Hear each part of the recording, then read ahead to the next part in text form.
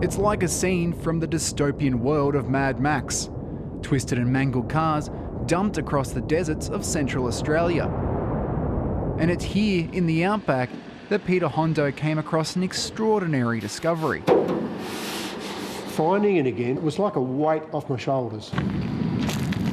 Back in 1974, his beloved Holden Premier was stolen, leaving the then 17-year-old devastated. That car was my whole life back in the time. He was determined to track it down, but not even an aerial search across the Red Centre was able to locate the prized possession. It cost me a couple of $100, I reckon, to hire this plane, and we went up for, I reckon after about 3/4 of an hour I was throwing up in a brown paper bag, so we had to land. I couldn't do it anymore. Since having his car stolen, Peter has built his life around restoring old cars, and couldn't believe his eyes when recently scrolling through a Facebook group about bush wrecks in the Red Centre. And as soon as I saw it, I said, "That's my car, there's my car, look, there's my car." The dumped vehicle had an unmistakable mark, a bullet hole in the rear door, where a previous owner's rifle had accidentally gone off. There's not many guys around that can say that 45 years down the track, oh, that's my first car, right there it is. I'm going to do it up.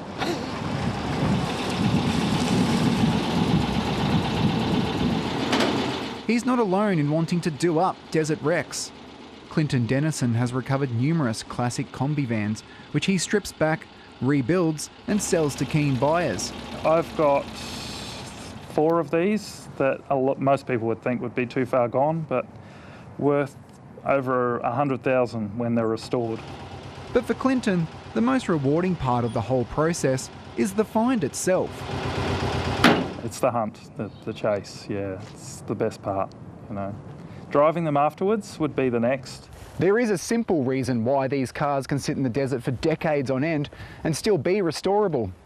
Alice Springs is one of the hottest and driest places in the country, meaning rust is almost non-existent.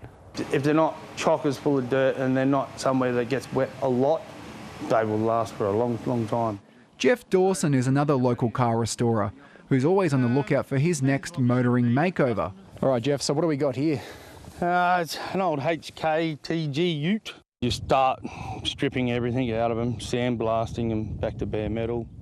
Through years of trial and error, he's proven that abandoned wrecks in the bush can be transformed into burnout beasts on the competitive circuit.